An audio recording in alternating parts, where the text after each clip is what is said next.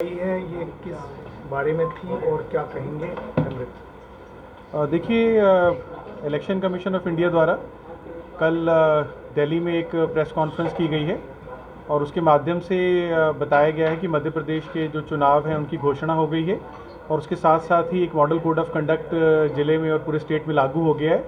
तो model code of conduct के जो प्रावधान हैं उसके बारे में बताने के लिए हमारे पत्रकार साथियों को बुलाया गया था इस प्रेस कॉन्फ्रेंस के माध्यम से, और साथ ही साथ जो चुनाव की प्रक्रिया है उससे जुड़ी हुई विभिन्न बातें हैं, जो जिला प्रशासन द्वारा जो विभिन्न आदेश किए गए हैं वो आम लोगों तक उसको पहुंचाने के लिए, मतदाताओं को जागरूक करने के लिए प्रेस कॉन्फ्रेंस कॉल की गई थी। सर, इस बार 80+ वालों को निर्वाचन आयोग ने विशेष विदेश के तहत उनके पोस्टल बैलेट पेपर से वोटिंग होगा, क्या है ये और किस तरह काम करेगा सर? देखिए, हमारे जो मतदाता वृद्ध हैं, 80 वर्ष से ज़्यादा के हैं, उनको हमने अभी पिछले 10 दिन पहले ही अंतर्राष्ट्रीय वृद्ध दिवस पे उनको सम्मानित भी किया था।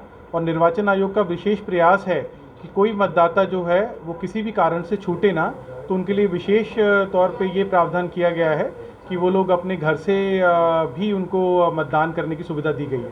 सर, कितने दिन पहले पोस्टल बैलेट पेपर जारी होंगे, कितने दिन पहले वो बीएलओ लेके जाएंगे, थोड़ा प्रक्रिया? देखिए, जो एक नॉर्मल प्रोसेस रहता है कि नामांकन की प्रक्रिया होगी, उसमें उसकी स्क्रूटनी होगी, विड्रॉल होगा और उसके बाद मतपत्र छपेंगे, तो उसकी जो समय सारणी है वो लोग हम आपको पृथक से शेयर कर देंगे और जैसा कि नियम में है उसके नियमानुसार ही हम उसमें कार्रवाई करेंगे।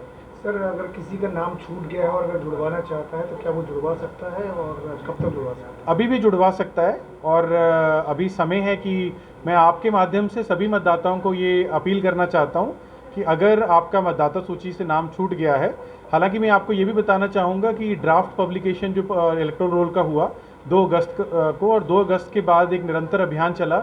बीएलओ को निर्देशित किया गया कि वो घर घर जाके इस बात को चेक करें कि जो नवीन मतदाता जुड़ने हैं, खास करके वो मतदाता जो 1 अक्टूबर को 18 वर्ष की आयु पूर्ण कर गए, हमारे युवा साथी लोग जो हैं, उनके लिए अभियान चलाया गया। उसके बाद भी अगर कोई छूट गया हो तो अभी भी वो आवेदन कर सकता है।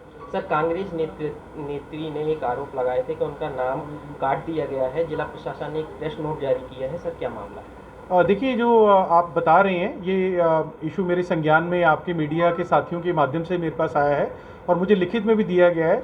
उस संबंध में मेरे जो रिटर्निंग अफसर पन्ना हैं उनके द्वारा एक प्रेस नोट जारी किया गया है, जिसके माध्यम से जो संपूर्ण तथ्य हैं उनके बारे में बताया गया है और मुझे लगता है कि वो प्रेस नोट अपने आप में पर्याप्त डिटेल में बताया गया है और प्रेस नोट के अलावा मैं उसके अलावा कुछ उसमें ऐड नहीं करना चाहता।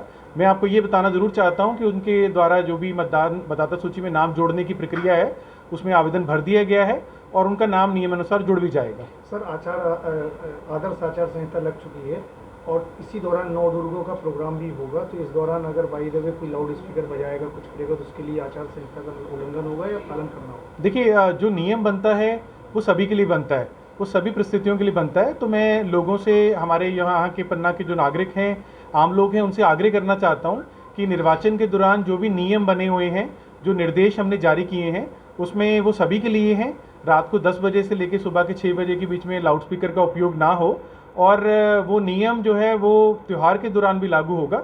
आप लोग अपना त्यौहार परंपरागत तरीके से मनाइए, एक कम्युनल हार्मनी के हिसाब से मनाइए, पर 10 बजे के बाद लाउड स्पीकर का उपयोग मत करिए।